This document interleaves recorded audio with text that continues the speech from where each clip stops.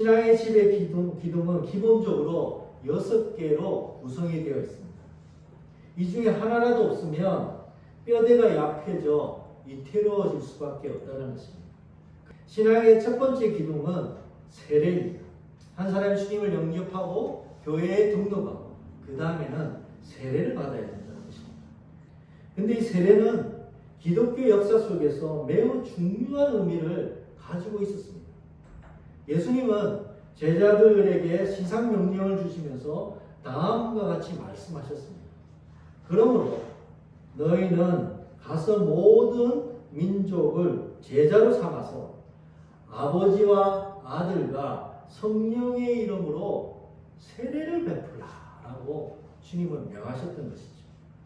세례는 복음이 전해지고 복음을 받아들인 자에게는 반드시 행해져야 될 예수님이 명하신 중요한 의식이었던 것이죠. 세례를 받음으로 예수 그리스도의 죽음에서 나의 옛삶과 행동, 나의 옛자가 함께 죽었다는 것을 의미한다는 것이죠. 하나님을 예배하지 않았던 삶, 내 욕심과 욕망으로 살았던 삶, 즉 그 죄의 삶이 그리스도의 죽으심 속에 함께 죽었다는 것을 의미하는 것이 세례라는 것입니다. 그리스도의 십자가에서 나의 옛자도 함께 못 박혀 죽었다는 것이죠. 그리고 그리스도께서 영광스러운 몸으로 부활하셨듯이 우리도 예수님으로 인하여 새 생명을 얻은 새 존재, 새 피조물로 거듭났다는 것을 세례는 의미한다는 것입니다. 내가 그리스도와 함께 십자가에 못 박혔나니 그런즉 이제 내가 사는 것이 아니요 오직 내 안에 그리스도께서 사신 것이라. 이제 삶의 이유와 목적이 바뀐 그리스도를 위해서, 그리스도를 닮도록 그리스도의 영광을 위해서 살아가는 존재로 새롭게 태어났다는 것입니다. 신앙의 집에 두 번째로 세워져야 될 기둥은 예배입니다. 예수 그리스도를 영접하고 세례를 받은 자에게 제일 먼저 일어나는 변화는 하나님을 예배하는 삶으로 변화가 일어난다는 것입니다. 우리는 사단에 의해서 납치당하여 죽어가는 자들이었습니다. 그런데 우리 하나님은 예수 그리스도를 통해서 우리를 구원해 주셔서 우리를 그 죽음 가운데서 생명 가운데로 구원해 주신 것이죠. 구원받은 자는 자기를 구원해 준 이에게 감사와 경의를 당연히 표하지 않겠습니까? 하나님을 예배하는 것이 사랑이고 하나님을 예배할 때만 진정한 사람이 되어 가는 것입니다. 우리는 그렇게 지음받은 존재인 것이죠. 신앙의 집에 세워져야 될 세 번째 기둥은 성경이죠. 성경은 하나님이 하나님 자신에 대해서 밝히 보여주신 계신 것입니다. 우리 유한한 존재는 하나님을 알 수 없습니다. 하나님이 직접 하나님 자신을 알려주기까지는 하나님을 알 수 없었던 것이죠. 그래서 하나님은 당신을 알려주시고 하나님이 이 세상을 향한 계획이 무엇이었는지를 밝히 보여주신 그 계시를 담은 책이 바로 성경인 것입니다. 성경은 1500년 동안 40명의 저자가 통해서 기록된 책입니다. 근데 이 오랜 기간 동안에 이 성경이 기록되었지만은 이 모든 내용은 놀랍게도 한 가지 내용으로 수렴하고 있는 통일성을 가지고 있습니다. 그것은 바로 예수 그리스도를 밝혀주고 있다는 것입니다. 성령 하나님이 이 모든 기록 과정에 관여하시고 인도하셨기 때문이라는 것입니다. 이것은 신학적으로 성령의 영감, 즉 하나님의 영감으로 성경이 기록되어졌다고 우리는 표현합니다. 성경을 기록하는 동안 성경 제자들이 하나님의 뜻과 일치하도록 성령 하나님이 관여하시고 인도하시고 개입하셔서 그 단어 하나, 문장 하나가 하나님의 뜻에 일치하도록 기록하도록 보호하시고 인도하여 주셨다는 것입니다.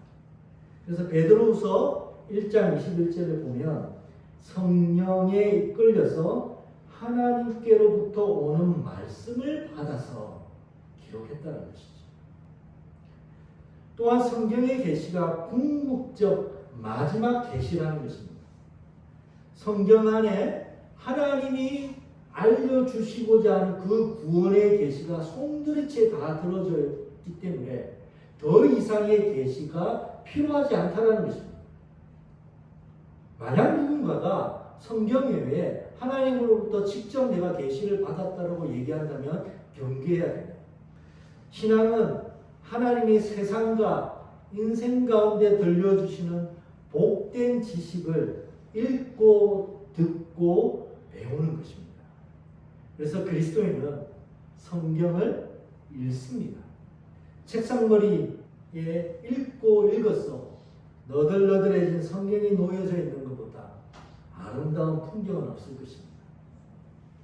저녁 노을이 비칠 때 성경을 읽고 있는 그 모습은 세상에서 볼 수 있는 가장 거룩하고 거룩한 자태일 것입니다.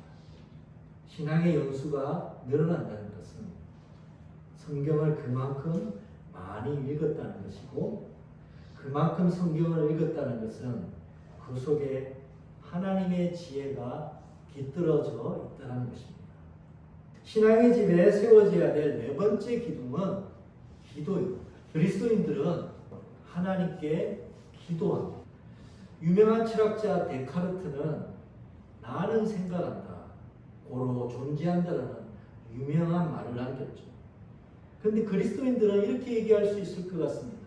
나는 기도한다, 고로 나는 그리스도인이다. 아빌라의 테레스라는 유명한 분이 계신데, 그분은 기도는 영혼의 정원에 물을 주는 일이다 라고 그렇게 표현을 했습니다. 기도하면 우리 영혼에 꽃이 핍니다.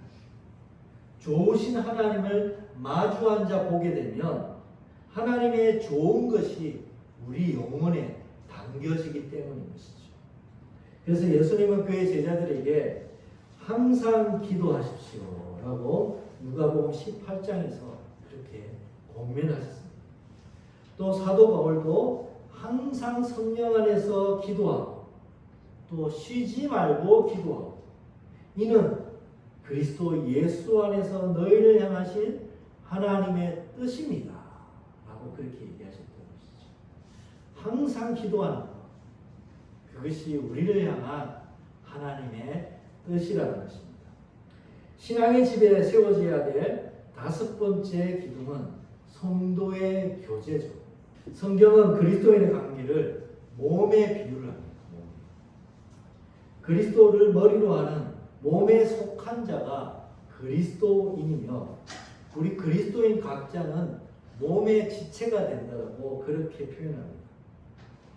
몸의 지체가 연결되어 있듯이, 내 왼쪽 팔과 오른쪽 팔이 연결되어 있듯이 그리스도인도 서로 연결되어 있다는 것이죠. 그래서 우리가 왼쪽 손가락이 아프면 온 몸이 아픈 것과 마찬가지로 그리스도인들도 상호 연결되어서 한 몸을 이룬다고 성경은 얘기하고 있습니다. 그리스도인이 되는 순간 한 몸과 가족이 되기 때문에 신앙은 나홀로 신앙이 불가능합니다. 신앙은 하나님의 수직성과 서로 간의 수평성이 연결된 십자가로 이루어져 있다는 것이죠. 사도 바울은 성도들은 한 몸이 되기 때문에 서로 짐을 져라 라고 그렇게 권면합니다. 옆에 있는 성도가 힘들면 그 성도만 힘든 것이 아니라 온몸이 힘든 것입니다. 성도들은 연결되어 있기 때문에 나만 좋으면 된다는 것이 불가능하다는 것이죠. 그래서 교회는 서로 짐을 지고 돌보고 서로 섬기며 사랑하는 공동체가 되어야 된다는 것이죠. 그래서 사도 바울은 자기보다 남을 낮게 여기라고 하는데, 남을 낮게 여기는 것, 그것이 곧 나를 위하는 것이라는 것이죠. 그리스도인은 사귐, 코이노니아가 있어야만 합니다. 성삼위 하나님이 이 코이노니아 가운데 계십니다. 삼위 하나님의 사귐을 담는 자들이 그리스도인이고 교회인 것이죠. 신앙의 집에 세워져야 될 마지막 기둥은 성찬입니다. 성찬의 의식은 기독교 예배의 핵심에 해당하는 아주 중요한 의식입니다. 성만찬은 우리가 누구인지를 말해줍니다. 그리스도인들은 예수님과 함께 죽었고 예수님과 함께 부활한 새로운 존재라는 것을 이 성만찬을 하면서 우리의 정체성을 다시금 확인하는 것이죠.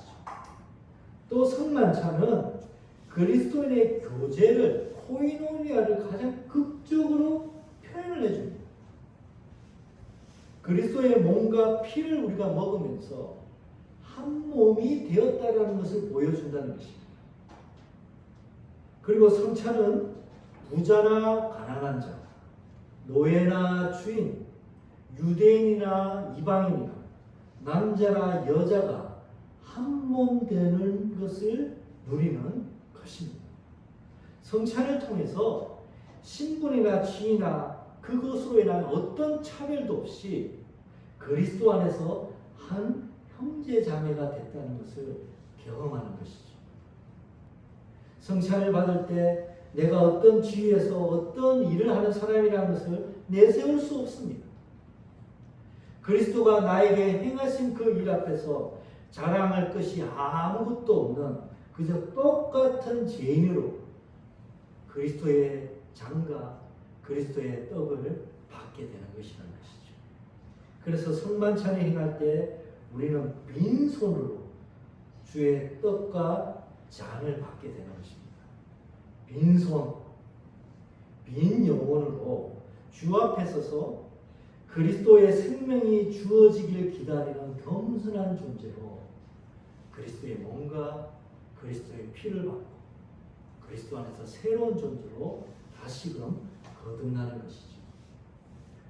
또 성찬은 예수 그리스도와 함께 나눈 풍성한 식탁 교제였습니다. 우리는 이 성찬을 행하면서 주님이 다시 오신 날 베풀어 주실 영원한 잔치를 소망합니다. 또 성찬은 그리스도처럼 살겠다라는 결단입니다. 우리에게 밥 되어 주신 예수님, 우리도 세상의 밥이 되겠습니다. 예수님은 우리를 살리기 위해 우리에게 밥이 되어 주셨죠. 떡이 되어 주시고 빵이 되어 주셨다는 것입니다. 우리가 예수님을 먹고 살듯이 우리도 세상의 이웃의 밥이 되어 주어 그들의 삶을 살리는 삶을 살겠다라는 그 결단이 이 성찬에서 이루어지는 것입니다. 말씀을 마무리하려고 합니다. 그리스도인이 된다는 것은 아름다운 집을 짓는 것입니다. 내 영혼에 성령 하나님이 거하실 그 집을 짓는 것이고 그 집을 통해 주변의 많은 이들이 안식을 누리도록 하려는 것이죠. 집은 기초를 든든히 놓아야 되고 6가지 기둥을 튼튼하게 세워야만 합니다. 집을 짓는 일은 수고롭고 어려운 일이지만은 집이 완성되고 나면 그보다 보람있고 기쁜 일은 없을 것입니다. 우리가 짓는 집은 하루아침에 완성되지 못할 것입니다. 오랫동안 벽돌 하나하나를 인내와 수고 가운데 쌓으면서 지어가야 합니다. 영혼의 집은 아파트를 짓듯이 그렇게 단숨에 지어지지 않습니다. 그래서 성과가 없는 것 같고 보람을 느끼지 못할지도 모릅니다. 그러나 인내하고 기다리면서 한 땀 한 땀 영혼의 집을 짓는다면 언젠가 상상하지도 못할 놀라운 집이 우리 영혼에, 우리 존재 가운데 지어지고 있다는 것을 경험하게 될 것입니다. 예본의 성도들이 하나님이 거하실 거룩하고도 영광스러운 영혼의 집을 인내와 소망 가운데 충성스럽게 지어가시기를 예수님의 이름으로 축원드립니다. 아멘.